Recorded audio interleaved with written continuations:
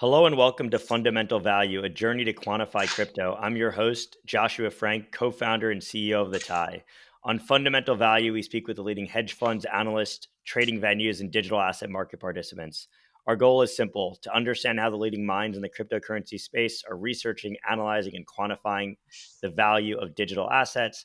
Quick disclaimer, nothing we say here is investment advice. You can read our show notes for our complete disclosures.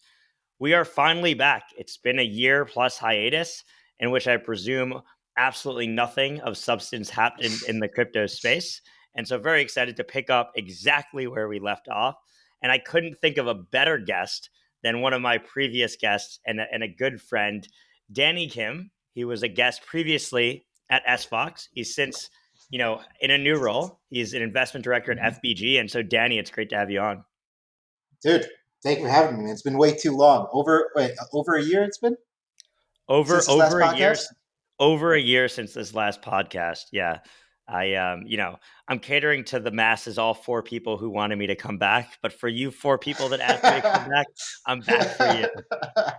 Hey, you know what? Part of it is probably like because of this hiatus. I mean, you could probably blame you for this bear market. Yeah. Well, Yeah, I've come back to get people so excited because yeah. crypto really does have so much fundamentals and it's not all smoke and mirrors. And so, Danny, today you and I are going to save the day. This podcast can get at least 5 million views.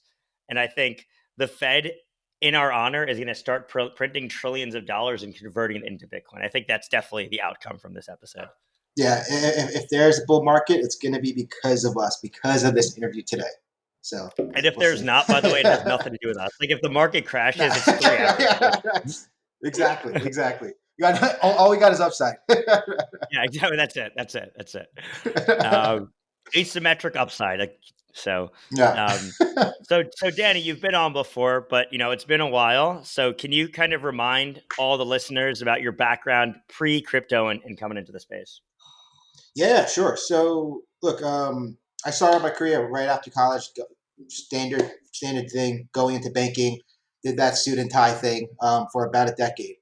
And during that time, got hit during the recession. So this was like '07, '08, '09, which was really cool because during that time, like you kind of saw like, look, banking is not going to work. I saw my managing directors get fired, but then also kind of saw like on the regulation side what was happening with Dodd Frank, Basel III, and all of that. And from there, I started work like in parallel. I was thinking about all right, like what's my next move? Started working on a startup. From there, in that startup was an e-commerce site, and that's really where I came across Bitcoin at first, right? Like this was in 2010, 2011. Read an article, figured out like, all right, like how could I fix ACH chargebacks? And turns out Bitcoin was one method of doing it. Dove deeper into that, completely failed my startup. Dive deeper into it, and then basically try to find any crypto job that was available. It turned out one of my buddies, Bobby Cho, he was actually at Second Market in the middle of, or he just transitioned over to join IPIT. Um, and it's funny because he sent me a job description that was coming from Craigslist, and I was like, all right, is this legit or not?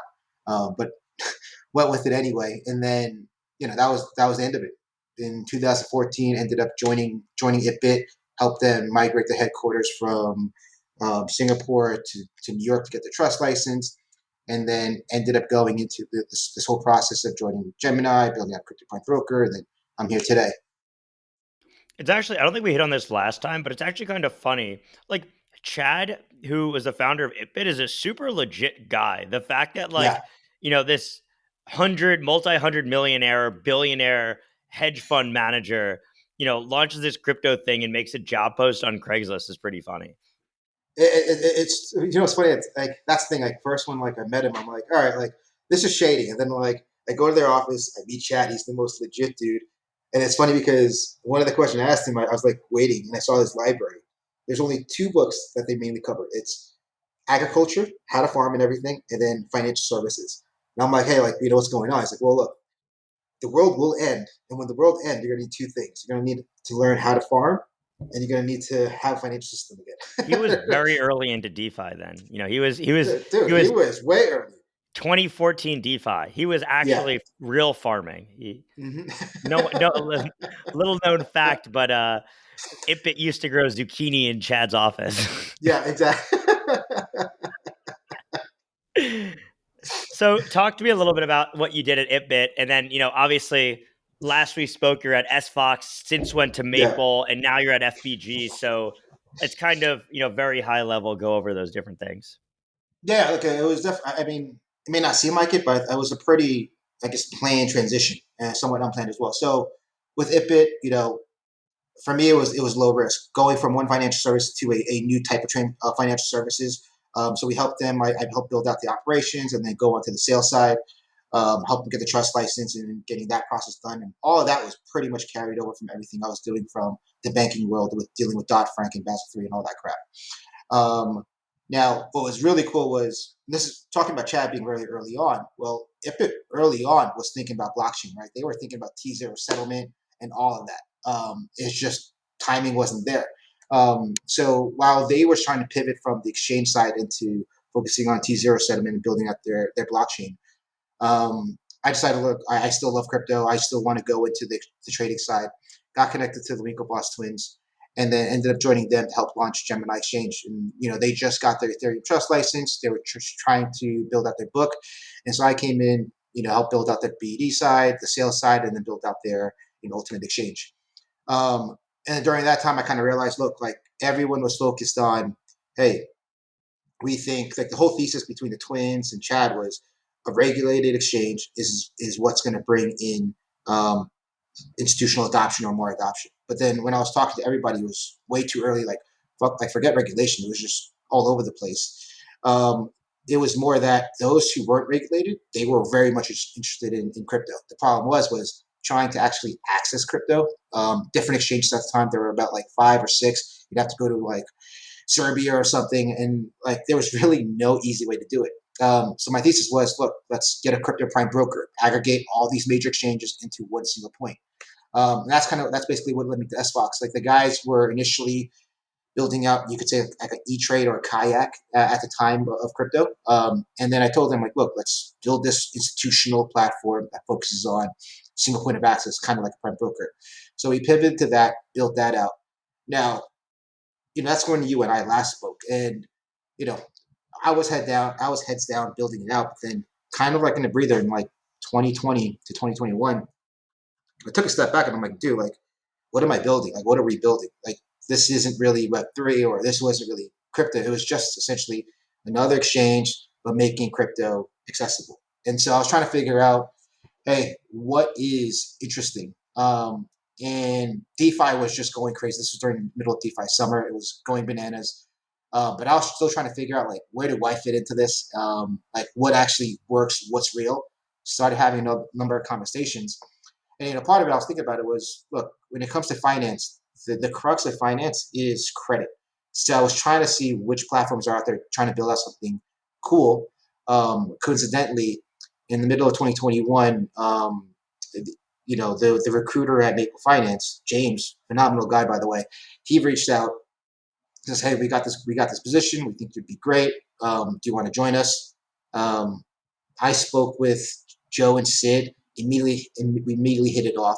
Loved what they're doing because they weren't trying to skip anything. They were like, "Look, like we think that institutional DeFi is there, but it's not there yet, and we got to build it." So I came on, joined them. Once I joined them, we basically took it from square one, right? Like they were launching with a $17 million pool. And the idea was, look, if we're going to make this institutional, we've got to make it look and feel institutional. Because at the time, DeFi was straight up. You go on Twitter, you go on Discord, we'll get This connected and was so this forth. was 2021 DeFi. So this was Yam Yeah, Finance and this was Yam Hot Finance Dog period. and Kimchi. Yeah, And dude, so if you're talking about institutional DeFi, like no one's going to go into Yam and all of that. Like they'll dabble with it, but like how the hell do you even like deal with it, right? Um, and so Joe, Sid, and I were permissioned talking about yams, precision permissioned Yam. yam pools. So like I was talking to Joe and Sid, I'm like, dude, like look, like let's take a step back because like 3.0 is cool, but if you really want to get institutions, like we kind of do it like a little step back. So we it's funny. We took a lot of Web 2 stuff in. Like we added a contact us page. We actually changed our website to make it very more institutional friendly, adding the words and verbiage and so forth. Those two little things, having a contact us and being able to talk to somebody, was a game changer. Because all these people started coming in, they were like, "Wow, we could actually talk to somebody. We don't have to go to Twitter." Um, and then from there, we were like, "All right, look, we set up a North Store. We want to be the institutional platform." Um, and so we ended up making some partnerships. We started talking with Circle, ended up working with Genesis, Block Tower, and a few others. And that just blew up. And now I think those guys now are about at 1.5 billion in loan originations. So look, I was at Maple for about a year, and we grew way faster than I expected. But I realized, like, look, I love building. I love going from Series A to Series. I mean, sorry, pre-seed to Series A. But then after that, that's a different skill set, way beyond me. And so I've known the FBG guys for since I got into crypto, like Vincent or Soji, that he's well known as. Um, we've known each other for quite some time, and they reached out. They're like, look, like, we're expanding our venture arm. You could do what you need to do, which is build, and we can just grow this. And so for me, my point of view was, well, if I could go in the venture arm, not be siloed, and help every single portfolio company that I work with, why the hell not, right? Like, I will go into the BD side, help them with the go-to-market strategy, but then also have skin in the game. And so that's kind of where I am today. And so, can you talk to us a little bit about FBG? For anyone who doesn't know, FBG it's an OG fund. FBG's been around for a long time. So, can you talk a little bit about what FBG is, what makes it unique versus other funds in this space? I mean, for the longest time in crypto, capital was, quasi cheap, right? And there were a million Yeah, people that were trying to give you money. So, why should somebody take money from FBG? yeah. No, that's a good question. I mean, outside of us being Well, OGs, right? now because you So need money, but like yeah. before. So like, look, like you said, right? Like, so a bit about FBG. So FBG, we started off. Actually, some people don't even know this, that purely as a mining firm. We started mining back in 2015. It was really by like two individuals. And then that naturally, from what they were mining, they were going to OTC trading. And back in the day, dude, this was in 15, 16. If you were flipping 5 Bitcoins, 25 Bitcoins, 50 Bitcoins, you were OTC trading, right? And that's like $50,000 worth. And we were just going back and forth. But naturally, that started building out. That naturally, as their market making and trading business started growing, it led them into, and it just led them into the venture arm, where back in the day, 16, 17, 18, everything that was crypto was coming out of Asia, China, Korea, and all of that, right? So FBG supported all those major projects, and then we just continued growing. We ended up partnering with all the major exchanges. We knew all everyone and so forth, and then also grew out our lending book. And so today, we're a multi-asset. Well, we're a multi-asset management firm focused on blockchain. We have a trading business. We have a we have our venture arm. We have our Bitcoin mining business. Now it's in Kentucky, along with we do Filecoin mining with blockchain.com. We have a lending business, so we're pretty much all across. Now you're asking me, hey, like why take money from from FBG? I mean, to be honest, like look, there are a lot of different funds, so many different funds out there, right? Now the big thing here for us is that we're actively involved in getting involved with the projects, helping them grow. Trying to figure out how to do the go-to market, give them extensions into Asia. But then outside of that, when you're thinking about, all right, like, I mean, you probably heard stories where people get ripped off from market makers on how do you do, like, what's a market making agreement, how to get a listing and so forth. But we know exactly what's fair, what's real, what's not. And that's kind of where we give that guidance, right? We obviously want to take care of our projects. And so that's kind of where we're trying to, get involved with, help these guys out. And that's what we're doing. And so, you guys do both equity and token deals, right? Yeah. So, I mean, tokens have always been the most favorable to us and what we preferred, but we've naturally gone and done a variety of different equity deals. So we're pretty much all across now.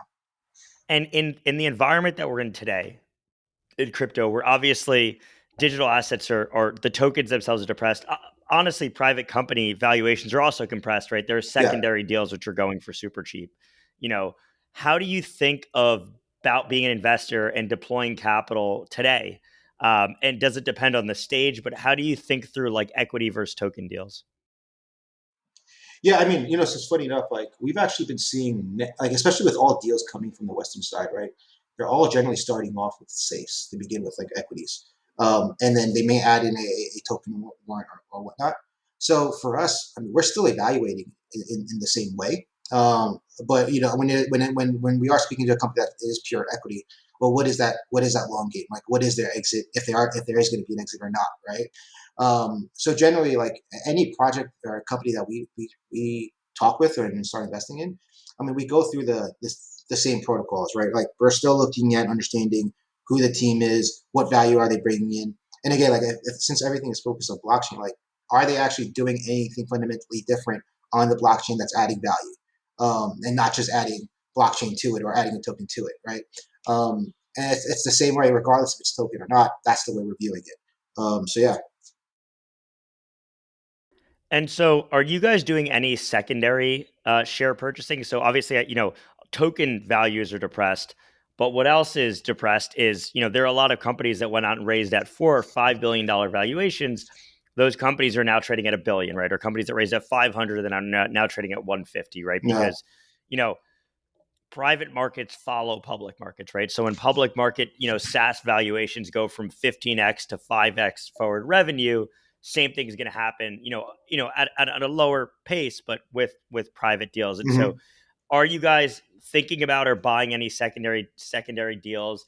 And how do you think multiple and valuations will change? Is this like a temporary compression, or do you think this lasts for a long time? Yeah, I mean, 100%. We've been looking at secondaries, and we're still active in secondaries, just because it's look at these valuations where there have been. So, look, the reality the reality is that in our last run, a lot of projects were inflated. They got into secondary, super inflated as well. Even valuations. Now, some of these fantastic projects that came out listed, and so forth, it's a great buying opportunity, right? So we're still doing the same due diligence as we normally would, and just looking at it very fairly, right? Like regardless if you are a public company that's been listed or a private company, we're taking it in the same fashion.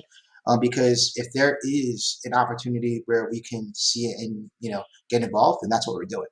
And so like so going into like the valuations, like it does kind of bleed into, well, now we're talking to private companies that are raising, right? And if they're doing if they're a project that's very similar to what's already listed in the secondary, well, you're going to naturally use that as comparison, and that kind of hurts them. Like, I mean, it may work in their favor, it may not, given where prices have been. It hasn't, right? But that's fine, because even at secondary valuations, like you're not finding amazing deals that are super cheap.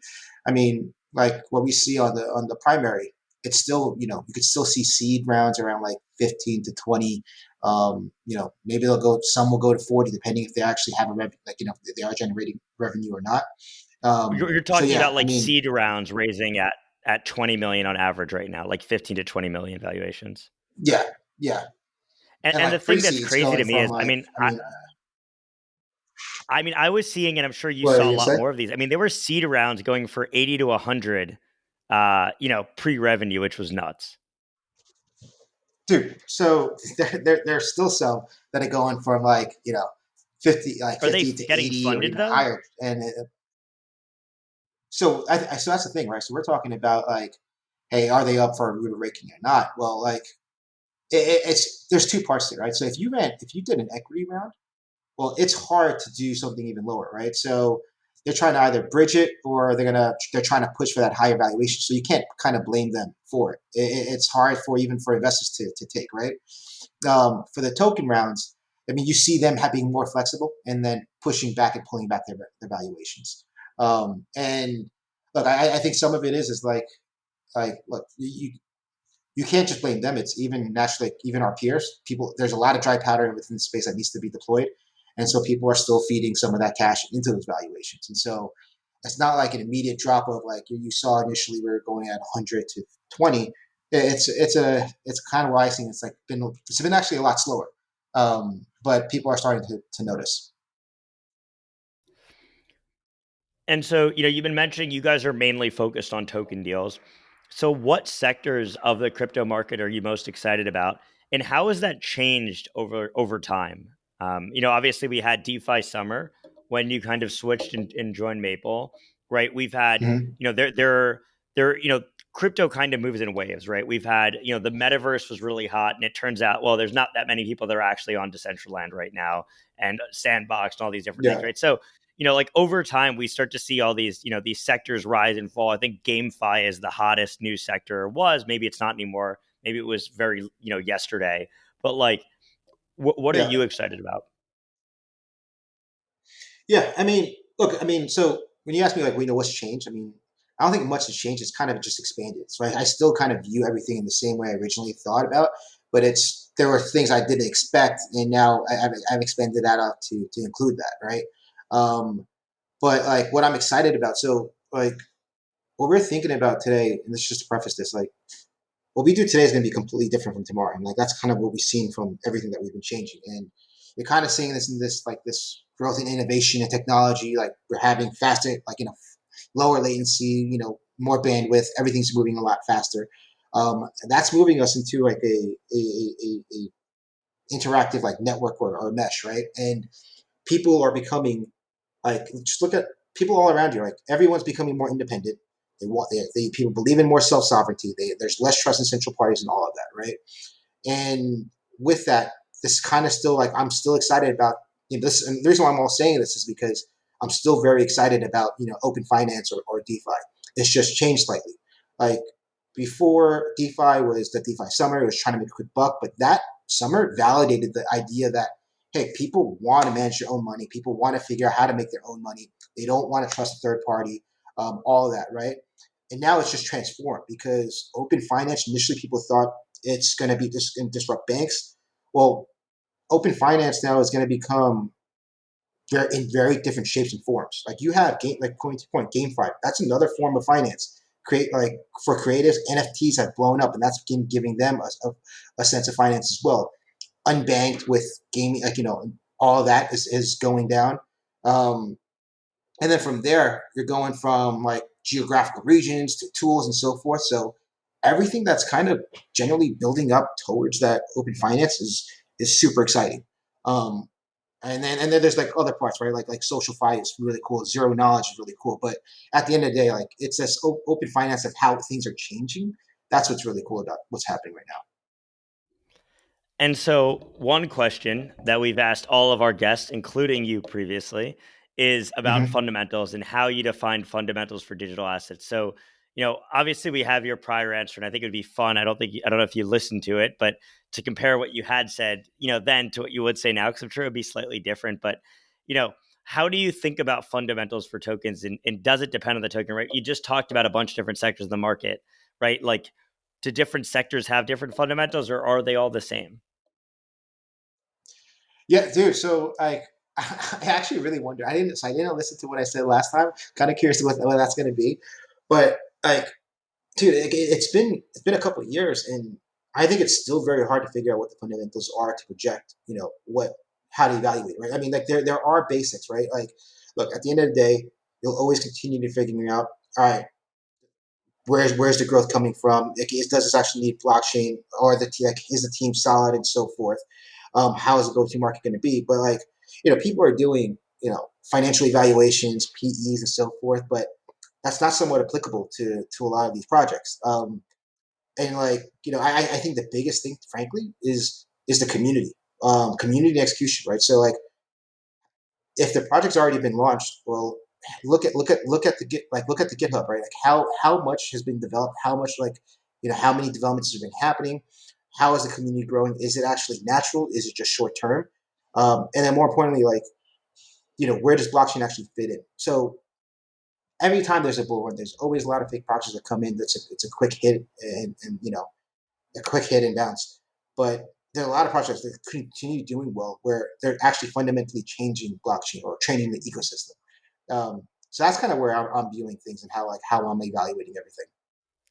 So, in a similar vein, where have you seen digital assets that have actual real world use cases? Does crypto have any value beyond speculation, or are we just having a lot of fun trading these things? Yeah, I mean, I mean, we're definitely having a lot of fun trading these things, right? I mean, look, I would say crypto in itself, it's I think we're still figuring out, but blockchain and actually being able to use it, for instance, like stablecoins. Stablecoins on blockchain actually has had a use case. The coolest thing when I first joined Maple was how I was getting paid. They were streaming my payment on chain on called what's it called Savior app, and literally every second I'd be getting $1 or something, right? And I can withdraw that anytime. So this actually completely disrupts, Western Union or any of those, immediate payment advances, because I could get paid and use it whenever I need to. And that also applies for the whole giga economy. Now, all of that is super cool. And I think like that use case is fundamentally always going to continue working because we're seeing that, and, different projects will continue adding it and so forth. Um, Outside of that, I mean, like, look, like the what is actually working out actually is, the data, like the data side and storage side, right? So if you're looking at Arweave and everything else, well, and that's kind of going back into the blockchain side of things. And that in itself is really cool, where everything decentralization of being able to store information and use other like GPUs and so forth has been growing, and the use case has been, working. So all that I think Does use is case equal price? And will the. it equal price in the future? I mean, maybe in the future. I mean, right now, it's the way I see it is it's like use case creates demand, but it's really like the hype that drives in the price, right? I think it's hard to figure out what the price of any token is going to be, but you can project, like, how big or how big that community can grow. And so however you want to evaluate that correlation between growth and price, sure, but it's hard to figure out. I think it's hard to figure out what price is. So I mean, I've always firmly like I've always hate analysts that call out prices, especially even on the equity side as well. So yeah. It's one question that we've never asked a guest, and I will never ask the guest is, what is your price prediction? Because I could throw a dart at a wall and come up with a price prediction, and it's probably going to be better than my price prediction if I just came up with one on my own. Yeah, look, it's all it's it's all bogus, dude. Like when you call I'm it the pricing. I'm with you 100%. I'm with you I, 100%. I think though that it's with certain things, it's definitely clear to say like, and this is my opinion. I'm curious if you have the same opinion, but like with Bitcoin, for example, right? Right now, Bitcoin's at $24,000. I wish we recorded this a week ago when I was at 18 because my point would be even better. But like, you know, do you believe that one day Bitcoin will be worth more than its all time high, given everything that's happened in the market? And the answer that I think almost everyone in this space would give you, and a lot of people not in the space, is yes. And so yeah, at $24,000, you're basically saying that's a guaranteed 3x from current prices. Go find me another asset somewhere else in the world that probably has that, right? It's speaking to earlier we spoke about, we joked about asymmetric upside in our podcast leading the bull market, but like, I think, at least from my perspective, you can start to think about crypto in that way, where it's like, do you mm-hmm. think this asset will accrue value that makes it worth X percentage of Y? I don't know. I'm curious as to your take on that. Look, I agree with you, right? Like, I mean, look, we can base off on historicals and then look at what the demand is, or supply and demand, right? Like, could I say, and would I agree that will Bitcoin achieve some type of all time high that surpasses our previous one? 100%, right? Like, I think we've seen the demand and growth from there and what people want to get involved.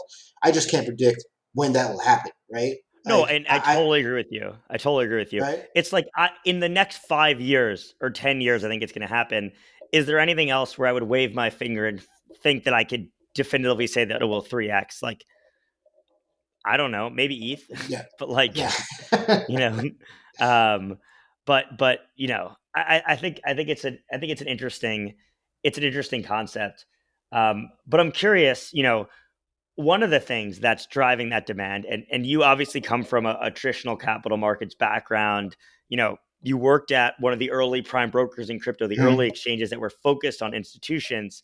you know how do you think the macro landscape impacts how institutions are thinking about crypto? Because the institutions are coming, and they have been coming, but are they going to say, hold up, wait, we're now in this really high interest rate environment, and yields in DeFi are worse than yields on treasury bonds, is that going to cause any hesitation? Yeah, I mean, look, like, so I think there's always been well, we've been seeing a lot more correlation between the traditional worlds or the equity markets across with how it's been fitting in with crypto in terms of the pricing itself, following the cues and so forth, and so that'll continue growing. And I think it was Dan that said it well, like in Dan Matuszewski, when when he was talking about where prices are, what the markets look like. Well, crypto has definitely matured a lot more, and as maturity does happen, it does end up following macroeconomics, right? And that's just a natural progression development within it. Before, people would say, hey, crypto is a perfect hedge because there's absolutely no correlation. And sure, it wasn't, because it was very, very native. Now that's changed.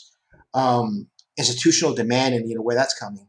So this is an interesting thing, right? Because I kind of want to say, like, who cares about institutions? Because I think there's I want to redefine what institutions are, because what crypto has done is developed a whole branch of new types of institutions.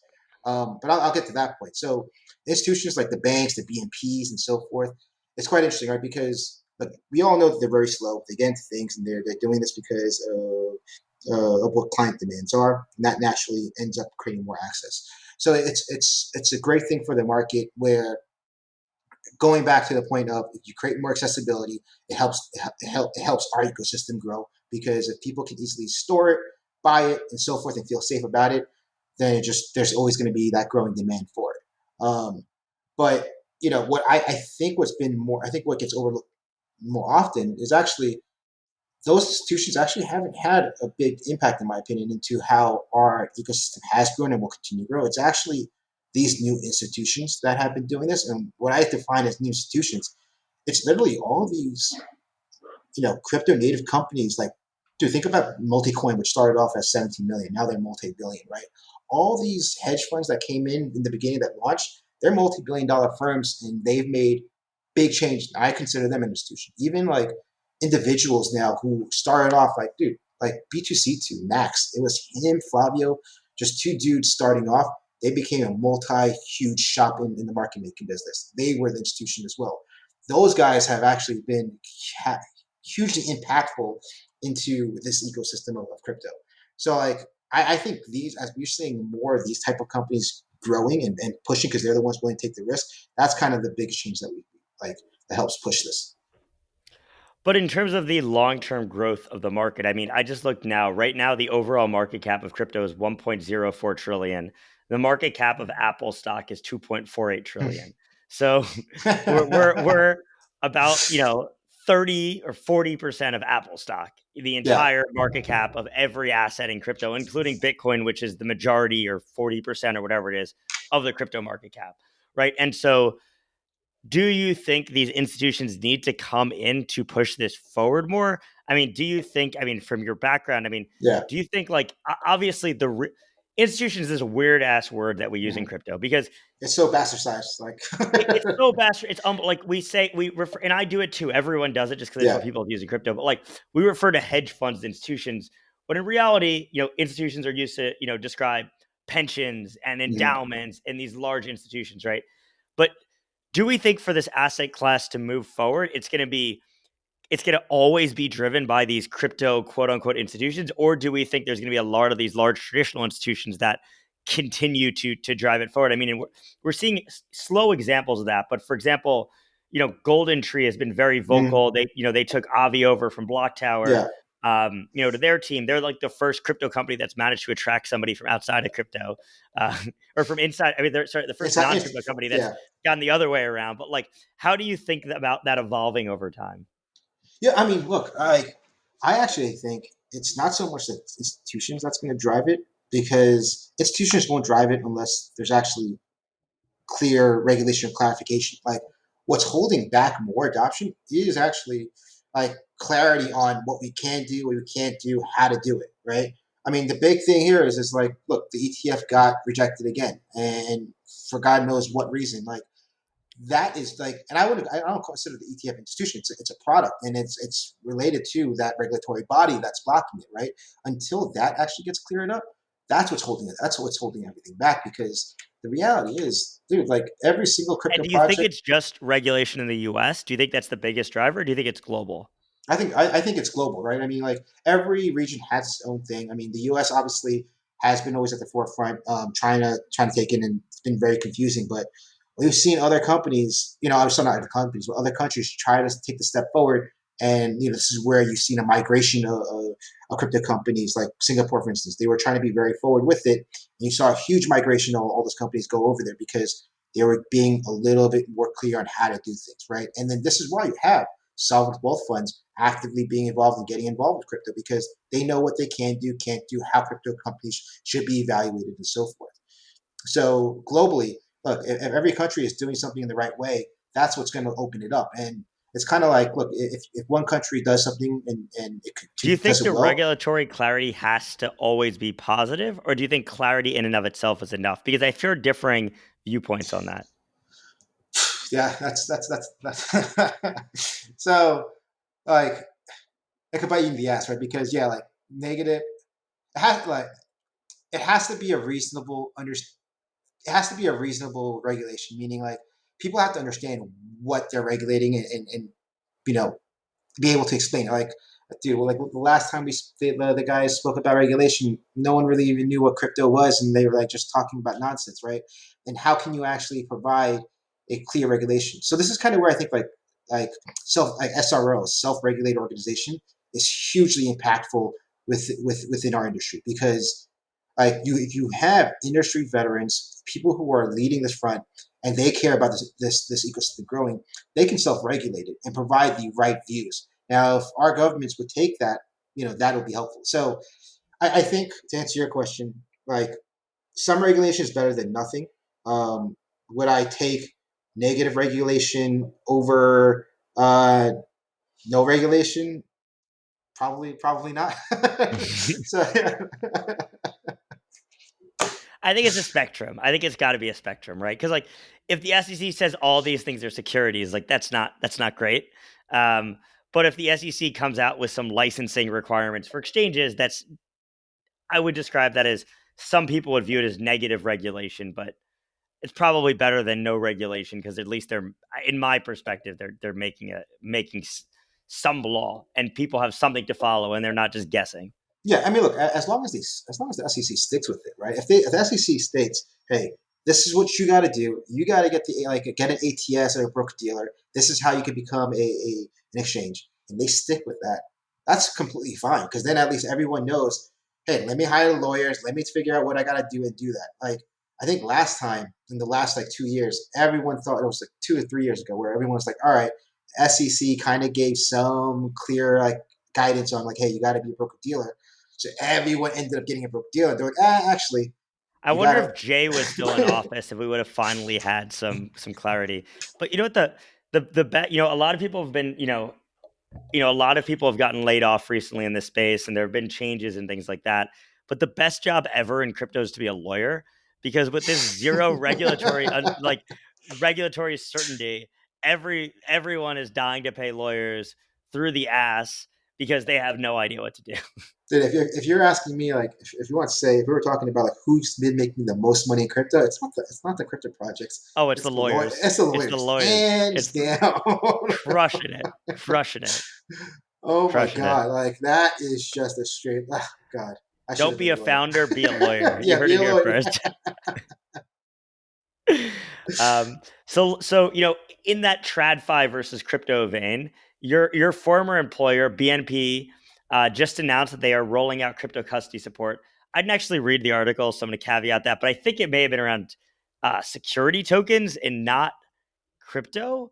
I could be wrong. I don't know if you looked into it, but what do you think of that? And if you haven't, who do you think's in this? Who do you think wins, or is there a battle between crypto and TradFi? Like, you know, and by that I mean like, if Goldman rolls out crypto prime brokerage, does that eat the lunch of all of the crypto brokers, right? And so, how do you think about that? Yeah. So that's a lot of questions. Well, so for the BMP stuff, like I think I forget which custody solution they're going to be using, but I think it's the one out of Swiss. Fireblocks. I think it's Fireblocks. That's Fireblocks. I think so. Okay, I was sure if that was the one with they did the one with Nomura and so forth, but like, dude, We'll like, read the article as we're going. yeah, Uh, um, but like them hosting like so it's interesting. So like I think I was talking to Oh, it's Nomura Mataco and Fireblocks. Matako, yeah, that's who it Both of is. them. Yeah. Well, like security tokens, like so we spoke with a number of the banks even while I was at Maple, right? Understanding like, hey, what can they hold and so forth. The funny thing is, it's like they can't hold any type of cryptocurrency on their balance sheet. Nomura and all those guys were like, look, like we can't hold like we can hold a security token, a version of a digital asset, a digital version of a security, but we can't hold any cryptocurrency. We can't hold stable coins and all of that. And we can't do any of that. So I'm like, okay, so to me, this kind of makes sense because they already knew they can't hold any type of crypto. It's just going to be stable. It's just going to be security tokens. Does that bring in any value? I mean, that's still very far to go. Very far to go. Now, talking about if Goldman gets into the prime brokerage business and so forth, will that eat other people's lunch? Probably not, right? It just expands that market because there are look Goldman's PB's business, extending credit, capital, and so forth. It just expands the variety, like it opens up the door for a Yeah, whole and new type Goldman of was listening. relationship. Obviously, Goldman's got the biggest balance sheet, right? And Yeah, if you're like, if you're going to trust, obviously you know this better than anybody, but one of the biggest challenges of the crypto prime brokers is no one's got a balance sheet. And so you can actually get extended credit on all the exchanges. So you need to actually have funds deployed on all the exchanges, right? So, but I think that the question is just more broadly, like as these different, thinking about institutional infrastructure, right? yeah. And thinking about whether that's custody, trading, could be data, could be anything else. Like, do you think the traditional companies that are leaders and clear leaders in that space become the dominant players in the crypto market? Do you think it's a mixed bag? Why do you think one wins versus the other? I think it's gonna be mixed, right? Like I don't think the traditional banks will win and eat, our lunch. What I think more interesting is probably going to be where you have Goldman, like clients of Goldman, that may actually end up trying out once they get their feet wet with Goldman and the digital currency side, start actually trying out different solutions that are more crypto native, right? Because frankly, crypto native companies are more transparent. It's a little bit cheaper and so forth, right? I think, and like from a user perspective, from all the crypto folks, you know, it's a different user experience. Like from what we've gone and what we see and what we know, like how we interact with a lot of our prime brokers and different exchanges, it's very different from the what like requirements and standards that Goldman may have. And so you're probably likely Yeah, right in crypto, you can get unsecured loans. It's a great idea. you could get unsecured loans and collateralizing those loans with more unsecured loans. That's never gonna. I mean, I haven't recorded a podcast in a year, so I have to imagine that's still going great. Dude, it's so let's talk about that for a second, right? Like, if you want to talk about like, hey, like what needs to get fixed in crypto, with like what's happening, like that in itself, because dude, like the problem is like the market is still small, but like your credit is based off of you know how many Twitter followers you have. You could write that shit on a piece of paper and say, hey, this is what my balance sheet looks like. This is what my nav is. Like that's the scary part. That's the thing that actually we need to get fixed if we want to continue extending this because. I mean, damn! You see all these major companies who lent out unsecurely, and look, I get it, but like, there's only so much due diligence that could be done. That's kind of the scary part. Yeah, I mean, speaking of which, if any lenders are listening right now, my NAV is $5 billion. Regards, Josh. So the Please send time me to borrow unsecured money. loans. So, in light of everything that has happened in the last few months, what do you think the biggest risks to the cryptocurrency space are today, and how do you imagine them evolving over time? Yeah, it's exactly what I just said. Like the credit worthiness, right? Like being able to evaluate fairly and more transparently on, hey, what the exposure actually looks like. Now, the big thing there is like what actually surprised me the most after everything came about is that how little a lot of the firms, especially the lending firms, were actually not talking to each other. Like if I would have expected Celsius, somebody from their team, talking with Genesis because you're ultimately kind of seeing, hey, you know, and being from Maple, we always ask, all right, who are you borrowing from, how much that borrow is, and so forth, right? And we'd reach out to our counterparts saying, hey, is credit good, and so forth. So like that communication, like the risk of that communication not actually happening and not being able to truly verify what counterparty exposure actually is. That's the biggest issue because we're not gonna have continued growth unless we have that, and like unless you can actually extend out more capital, and until there's actually some type of trust, that's gonna deter a lot of things. What other are there? Is there anything else that you think is a big risk? Is there anything else outside of that? I mean, Well, regulatory you hit on obviously earlier, alluded to yeah. at least. I mean, to me, I mean, those are the two main things that pop into mind. What do you think? No, I think those are totally fair. I was just wondering if you had anything like revolutionary to tell us. I mean, I think lack of adoption is probably another one. Bad user experience. I think there's lots of good answers, to that question. I think we got a lot of things to work on in the crypto space. But the Yeah, great but I thing mean, is like, we have amazing talent like Danny to help fund the next generation of products to get us there. I mean, like, but like those aren't a risk, right? Like, people are starting to actually build that out, right? Yeah, look, I think that's one of the greatest things that we have in crypto. Our biggest asset isn't necessarily the tech and everything yet, but it's the talent pool, right? yeah, And when you're going to bet on somebody, and I think you'd say this as a VC, and you mentioned looking into who the team is and stuff like that, you bet on talent and the amount of people that left. I mean, you were one of the first to do it back in 2014, but the amount of people that left their jobs, their cushy jobs at Goldman or at Google or at Apple or here or there, anywhere else, to come and be a builder in crypto, right? That gives you, I mean, it's a really exciting, a really big thing to be excited about for the future. yeah, and actually, so that's actually the biggest risk, right? Like people getting burned so much where our talents actually decide to leave the space, um, because it's once you leave, it's hard to grab them back, right? And I mean, I think fortunately even with all this downturn, we still have a lot of the good talent hasn't left. They're just actually trying to rethink what they can do and rebuild it. But at to the point where if people start getting burned down and people start leaving, that's when it kind of gets scary. I mean, you could say in the beginning, like a lot of the OGs, have been actively less involved, or even like the OG, like engineers and so forth. And that was kind of scary because you didn't have that much, development, but you kind of got this whole new wave of young, amazing talent that is like Yeah, and super I think hungry. with all the layoffs in the space, obviously there's a piece of that which go back, to their prior jobs, especially the people who came into crypto and either got a job offer that was rescinded or were here for 3 or 4 months. They're like, oh, maybe this risk isn't for me necessarily. But I do think there's also like a group in there that go on and build the next generation of really cool shit, right? Yeah, People that got laid off that are like, you know what? I've been working for the last 15 years of my life. It's time that I buckle down and start building. yeah. I mean, look, it's basically like, I mean, every bear market's a filtering system, similar to projects where every bear market you get all the shitty projects that get wiped out, and then all the strong ones remain and continue to grow. With the talent wise as well, the ones that actually want to build it and completely believe in it, the ones that were just kind of in it for like the fun ride end up leaving, but the ones that want to build, they just pack up their stuff and then rethink about how can they rebuild this and then do this better. And that's like I think that's kind of the benefit. It's just like at a certain point, how many bears can people take? And that's the scary part. Yeah, I mean, you're on what, four? Is Yeah, this four? it's fun. I mean, look, it's my fourth one or third or fourth one, but it's scary, but it's I funny. Like I don't know, man. yeah, I'm so numb to it now. I mean, at this point, like, I've been in this space a lot less than you. I've been in this space for about 5 years or so.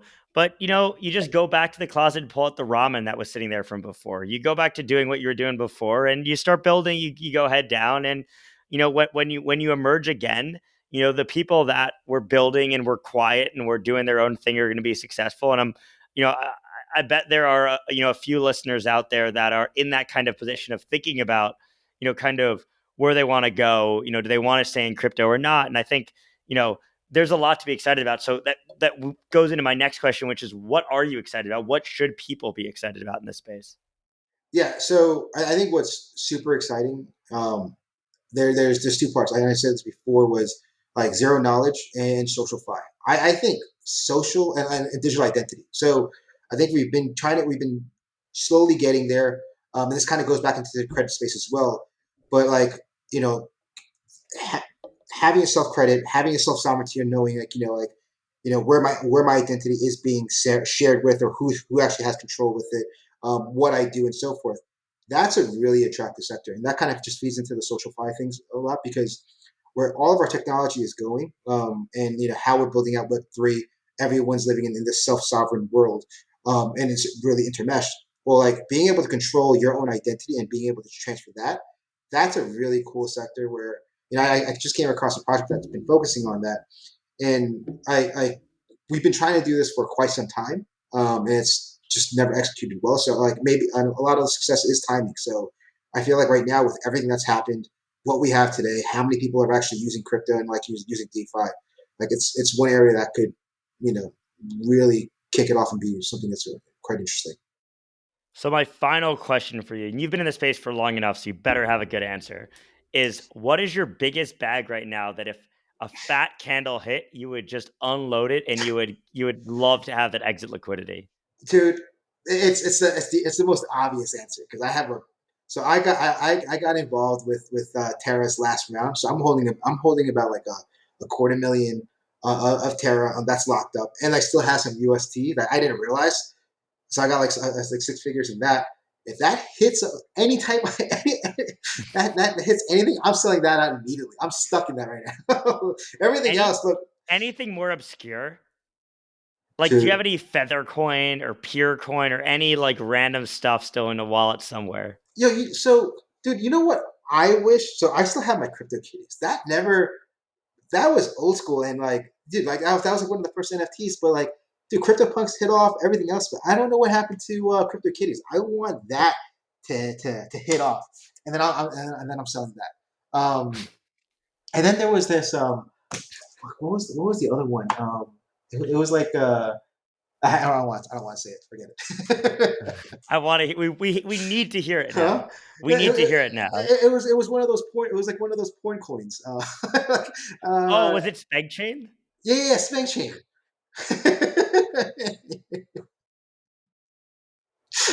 Let's leave it on Spank Chain, guys.